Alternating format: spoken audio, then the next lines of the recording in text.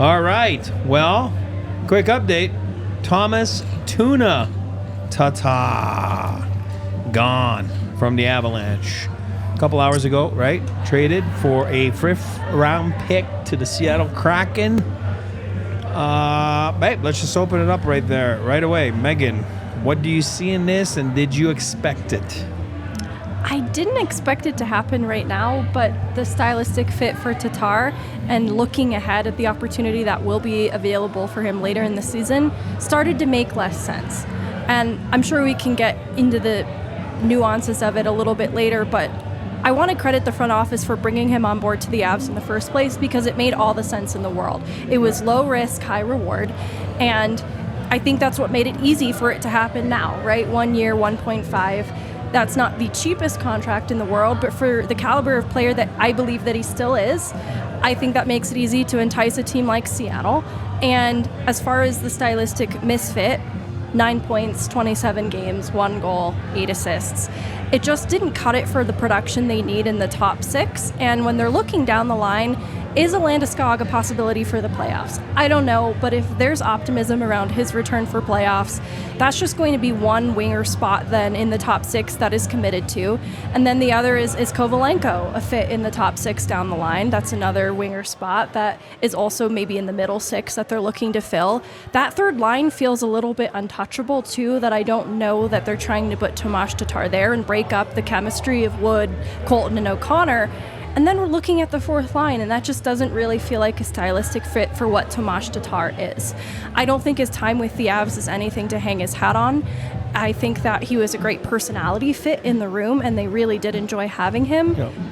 But the opportunity just started to make less and less sense. And I like to see him go to a team that I think can be a playoff contender. Yeah. I imagine, too, this is something that he's agreeable to as well. And I look at the reasons it makes sense for Seattle right now is just looking at them not having Burakovsky available to them in the playoffs. If injury were to be a recurring issue for Burakovsky, who has been out of their lineup due to injury again, Tomas Tatar can be a really solid depth option for their middle 6, and that was something that they needed to replenish. And so it makes a lot of sense in terms of role. I don't think that he hurt the Avs when he was in the lineup, but I don't think he made the impact that they needed him to have. And this removes a contract. It alleviates some cap space, though it's not a crazy amount. It does feel like there is then something coming along in the waiting. And I look at the health of their defense with Makar and Manson not being at 100%, honestly, from the start of the year. I think that it's been different things, but I do wonder if even though Malinsky and Caleb Jones have been adequate depth options for the bottom of the D-core, if maybe that's an area that they're looking to get a little bit more insurance moving forward. I like it. What about you, my friend, AJ? Yeah, the cost is essentially nothing. The return is not significant. A 5th round pick is whatever. It feels like at this point it would be pretty surprising if they kept that pick.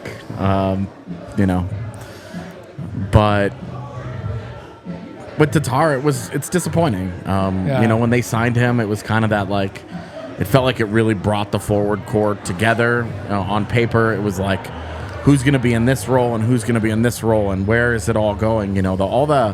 All the roster baiting had him as a perfect fit. He was and a guy that didn't need to play on a top line to be successful. He could help in a middle 6. He was versatile.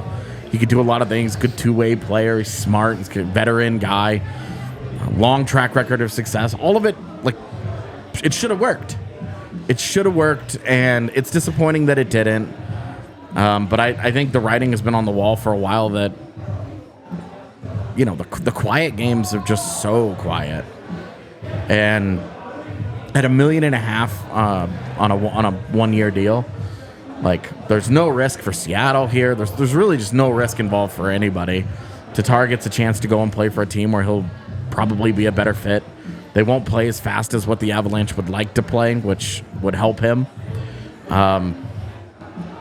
Two up-tempo teams in New Jersey and now Colorado have been comfortable moving on from him. Yeah. And so I think that maybe at this point that a Seattle type of team just might end up being a better fit for him, and that's fine. I'm less concerned about how Tatar does in Seattle at this point. Good luck, whatever.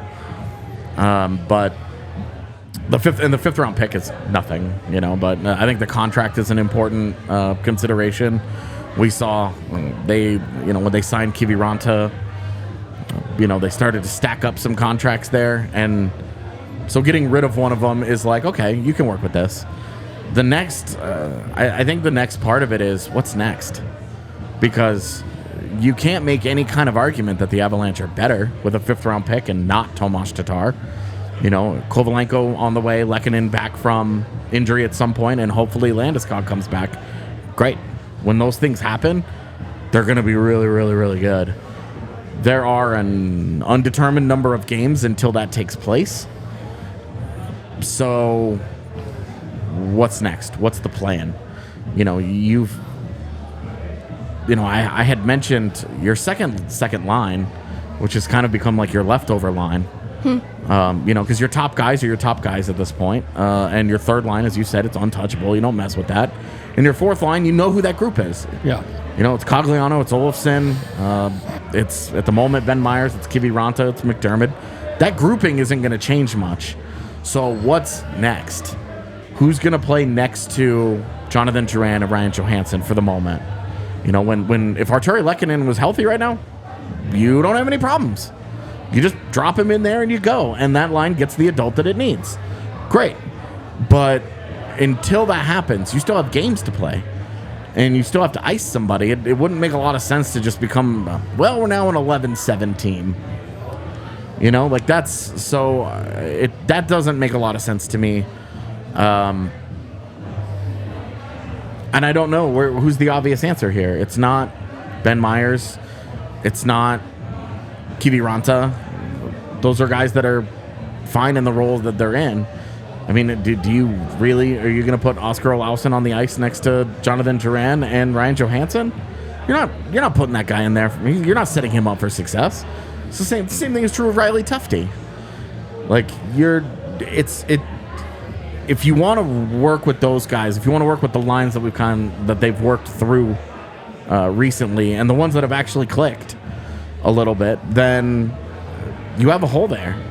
So it makes me wonder what's next. And if they want to turn on and flip that pick for somebody, and just for my money, I don't feel like they would have done this if they hadn't already had a conversation league-wide about availability of other guys. The Zach Parise stuff started becoming a conversation yesterday. If they're involved in that, he's an adult. He's a good little worker. He's got enough skill still that he would be a good fit there. And, kind of like McKinnon, Ryan Johansson needs a good little worker. He needs a high effort, energy kind of guy to kind of do some of the stuff that Johansson's not going to be great at. And if you can get one that plays with pace, you get a guy that fits with the general ethos of the Avalanche. So, I mean, off the top of my head, I'm going to look at Chicago. I'm going to wonder about a guy like Jason Dickinson. A guy that, he'd be overplayed in that role, but he's been overplayed in that role in Chicago. He's been okay. In a healthy Avalanche lineup, that guy can move down for you, and if he becomes like your 4C type, fine. Which one's that? So what? Which one are you talking about? Dickinson. Well, Dickinson. Yeah. Sorry. Like that's just a name off the top of my head. It's not. No, I heard you say a name, but the music's loud. I didn't hear. Yeah, no, it's all good. No, I agree. So I agree. Something like that, I think would just make sense. That's just me spitballing, though. It's the Beauvillier of the world. Beauvillier is a bigger contract. Yeah, the money's exactly. got to fit, but something like that. Exactly. What I mean? Yeah. And a guy, and a guy, the archetype of a Dickinson type is a guy that can fill in to that spot for a little while. Lehkonen comes back, and then he drops down into your lineup to do a more appropriate role. The money fits. He's a guy that, right now, let's be honest here, you have a question mark about Fredrik Olofsson. And if Jason Dickinson ends up becoming your fourth line center long term and is, somewhere else in your lineup replacing Tatar, then this all makes way more sense. But just this in a vacuum on its own doesn't make a lot of sense right now because you still have games to play. Yeah. So, that 5th round pick's not going to play, probably never going to play for the Avalanche, if we're honest. But He's not going to play for the Avalanche in the next couple of months. So what's next? What's the plan? Yeah. Where do they go from here? Well, if I just put my 2 cents, which is very similar to you guys, it reminds me a lot of Vegas when he got. I mean, I was doing TV for Vegas when he came in from Detroit for that first and second rounder, and it wasn't a fit. He's just lost in the lineup. They didn't know where to put him. It was the same thing with the power play. He wasn't getting power play time there. Here, he was getting 10 seconds, 12 seconds, not a lot. I don't even know what his average was per game, but it can't be that much. As we know, the Avalanche first power play unit usually eats the whole thing.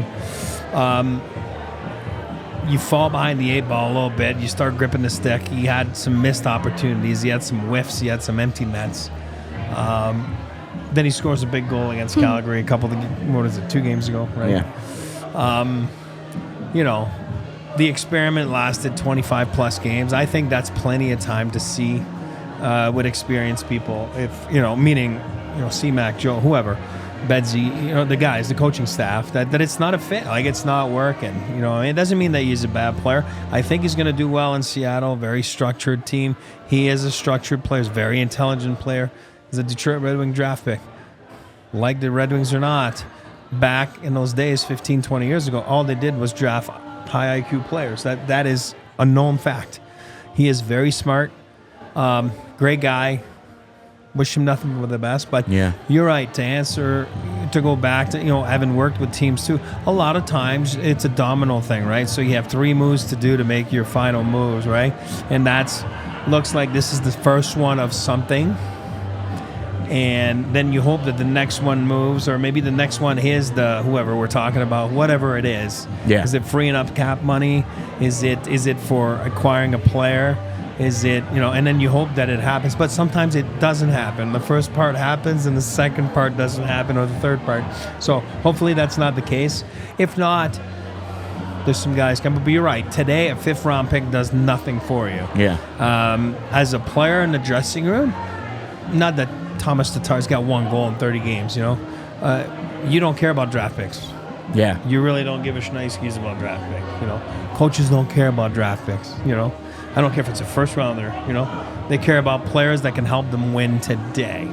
So, of course, it is a hole because Tomas Tatar is an experienced NHL player, and now he's not there tomorrow.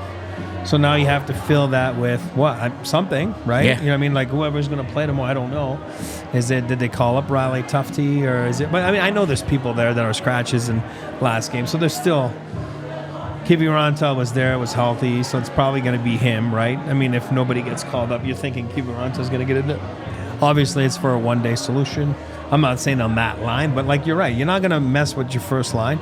You're not going to mess with your chaos energy line. Yeah. Cogliano is your 4th line, right? With Olofsson. So, okay. So now you just got to figure out how do you get that. Yeah. Again, I'm not being disrespectful of those guys, but Drouin, Tatar, and Rigel have not produced at a rate that they should be, especially on a secondary. You're not the top line. You're not playing against the top NDs. You're not playing against, You should have plenty of room to be more productive from those guys. They just haven't.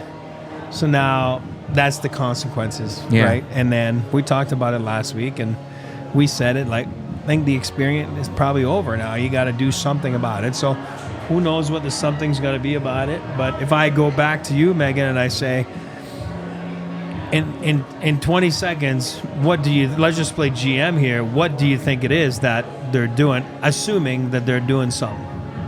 It's interesting because... And you're next. Looking at the Lehkonen timeline, optimistically, we're looking at 4 to 5 weeks for his return from this point on. And so that's a significant amount of season to roll the die at Riley Tufte, for example. Yeah. But even as I see it, I see the affinity that they have for Riley Tufte, especially Bednar seems to have for him.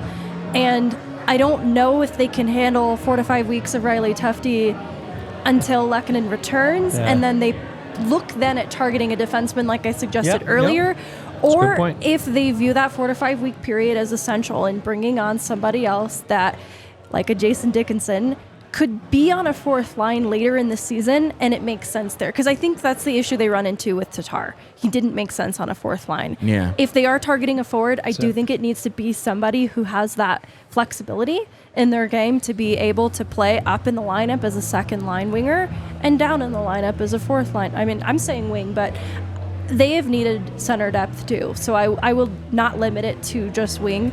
And if there is someone who has center flexibility as well, I think that would be interesting, just because Bednar has recently joked about the lack of center depth and how, outside of Olsen, there aren't a lot of options there. So I won't totally limit it. I don't have a player specifically in mind. I just think it's an interesting problem to deal with for 4 to 5 weeks, because they don't want to lock themselves into somebody that's not going to be useful on a fourth line down the line, because that is Lekkonen's spot, and that is potentially a Landeskog or a Kovalenko. I won't get carried away with that, but they need somebody then with that flexibility.